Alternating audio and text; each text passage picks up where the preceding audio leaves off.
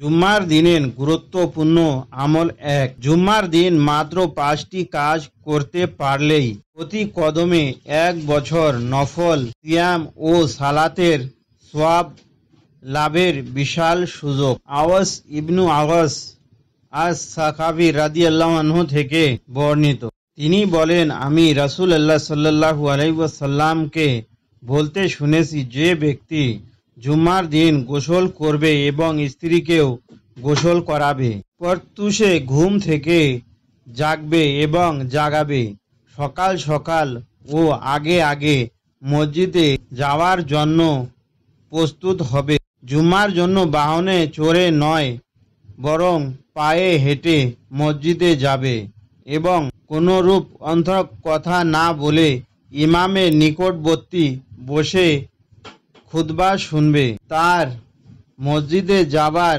প্রতিটি পদক্ষেপ সুন্নাত হিসেবে গণ্য হবে এবং প্রতিটি পদক্ষেপের বিনিময়ে সে ১ বছর যাবৎ সিয়াম পালন ও রাতভর সালাত নামাজ আদায়ের সমান সওয়াব পাবে।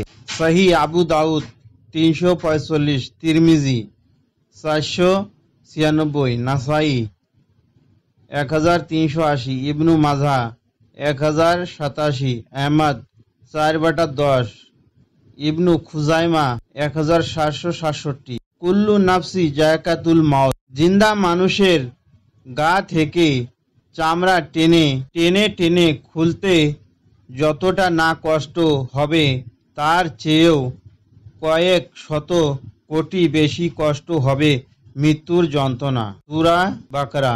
মহান আল্লাহ পাক আমাদের মৃত্যুকে সহজ করে দিন, আমিন। জুম্মার দিনের গুরুত্বপূর্ণ আমল ৩টি। জুম্মার দিন সূরা কাফ তিলাওয়াত করার ফজিলত। ইবনে উমর রাদিয়াল্লাহু আনহু থেকে বর্ণিত, রাসূলুল্লাহ সাল্লাল্লাহু আলাইহি ওয়াসাল্লাম বলেছেন, যে ব্যক্তি শুক্রবার দিন সূরা কাফ পাঠ করবে তার পা থেকে আকাশের উচ্চতা পর্যন্ত নূর আলো হয়ে যাবে, যা কিয়ামতের দিন আলো দিবে, এবং বিগত জুম্মা থেকে এই জুম্মা পর্যন্ত তার সব গুনাহ মাফ হয়ে যাবে। আর তারগিব ওয়া তারহিব ১/২৯৮।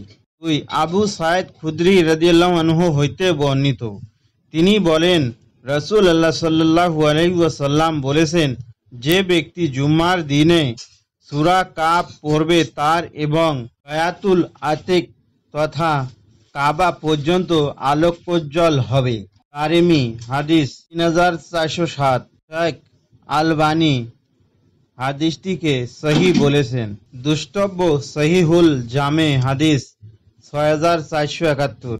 অনেকে গালি দিয়েছেন, তাহলে হাদিসটি আপনার জন্য। রাসূলুল্লাহ সাল্লাল্লাহু আলাইহি ওয়াসাল্লাম বলেছেন, কবিরা গুনাহ সমূহের মধ্যে সবচেয়ে বড় হলো নিজের পিতা মাতাকে লানত করা। জিজ্ঞেস করা হলো, হে আল্লাহর রাসূল সাল্লাল্লাহু আলাইহি ওয়াসাল্লাম, আপন পিতা মাতাকে কোনো লোক কিভাবে লানত করতে পারে? তিনি বললেন, যে অনেকের পিতাকে গালি দেয় তখন সে তার পিতাকে গালি দেয়, এবং যে অনেকের মাকে গালি দেয় তখন সে তার মাকে গালি দেয়। সহিহ বুখারী ৫৯৭৩। আবু যার রাদিয়াল্লাহু আনহু হইতে বর্ণিত, তিনি বলেন, রাসূলুল্লাহ সাল্লাল্লাহু আলাইহি ওয়াসাল্লাম আমাকে বললেন, তুমি যখন যেভাবে থাকবে আল্লাহ তাআলাকে ভয় করবে, মন্দ কাজ হয়ে গেলে সাথে সাথেই ভালো কাজ করবে, কারণ ভালো কাজ মন্দকে মুছে ফেলে, আর মানুষের সাথে সদ আচরণ করবে। গৃহান্ত মিসকাতুল মাসাবি হাদিস নাম্বার ৫০৮৩। হাসান আহমদ ২১৩৫৪। তিরমিজি ১৯৮৭।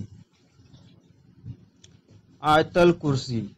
যখন তুমি তোমার বিছানায় শুতে যাবে তখন আয়াতুল কুরসি পড়বে এতে আল্লাহর তরফ হইতে তোমার জন্য একজন রক্ষক নিযুক্ত থাকবেন এবং ভোর পর্যন্ত তোমার নিকট কোনো শয়তান আসতে পারবে না।